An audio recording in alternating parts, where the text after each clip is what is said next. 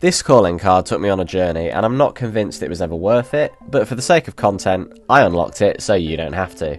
This is how you can unlock the Erratic Static calling card in Black Ops 6. Make sure to click the subscribe button so I know this video was actually worth it. Okay, so here's a little story time about this. Activision started sending out emails to people just before the launch of Black Ops 6, stating that if you complete 2 challenges in Black Ops, you'll unlock a special calling card. Those 2 challenges seem fairly easy at first glance, but there's actually a lot more to this than you might think. First of all, if you haven't gotten the email yet, then don't panic, but you might have a bit of a headache getting this. To get the email in the first place, you needed to make sure that you had your marketing preferences enabled for in-game events, but they may have stopped sending out these emails by now anyway, so you might not need to do this. To manage your email preferences, you need to go to the callofduty.com website and log into your account, and then visit your preferences page. Once I turned on all marketing communications, I did get the email telling me about the calling card a few days later, although I'd actually completed the challenges by then anyway, so it was quite late in arriving. So if you don't have emails enabled now, you might not need to have them on at all, but it's always worth turning them on just in case. The next step is to complete 2 challenges in Black Ops 6, which require you to earn a best play in multiplayer, which essentially means you need to be featured as the best player at the end of a game, and then the other challenge is to pack-a-punch a gun in a game of zombies. I strongly suggest you put all of your effort into getting the best play in multiplayer first.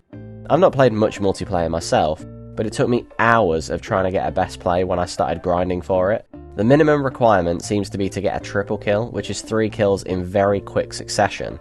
A quad kill will put you in a very good stead of earning a best play, but I've also seen a double kill collateral with a sniper earn a best play as well, so you're going to need to get creative with this one.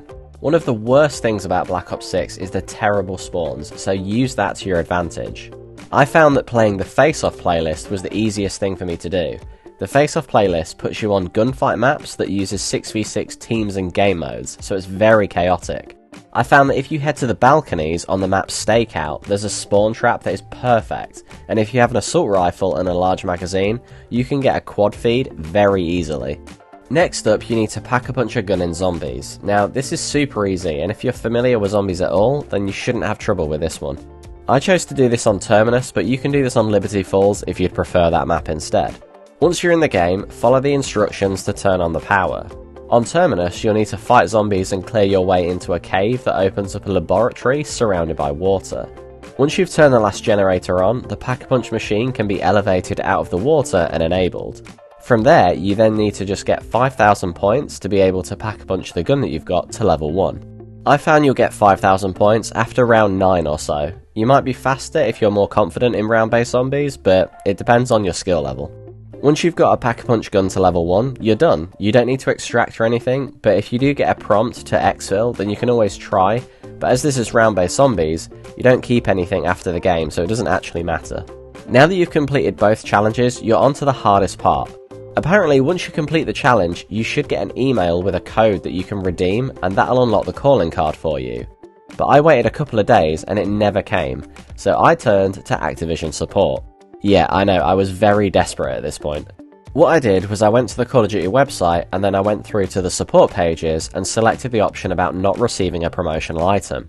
From there I was able to send an email with screenshots of me completing both challenges that had my name in the best play interface and me also holding a pack-a-punch gun. A day later I got an email back saying that they're sorry, but as the emails are automatic, there's nothing that they can do on their end to fix the issue, so I'll just have to wait and see if the email arrives. So at that point I decided that I was never going to get the calling card, so I essentially just gave up. Then, out of the blue a couple of days ago, I woke up to an email from a different Activision support agent saying that they've awarded me the calling card and that it'll be on my Activision account when I next log in. And yeah, sure enough, I had it unlocked. So if you don't have emails enabled for in-game promotions, I wouldn't worry too much about this. You should be able to ask Activision to give you the calling card, and as long as you have proof, I'm sure that they can see that you've completed the challenges in-game anyway, from checking your email address and the name on the screenshots you send them, so it's worth a try if you still want to get the calling card, so good luck. Thanks for watching, remember to like the video if you found it helpful, and subscribe to the channel so you don't miss out on any new videos. I want to say a big thanks to my channel members, And make sure you stick around and watch this video where I explain how to unlock a free operator skin if you live in the UK. Bye bye.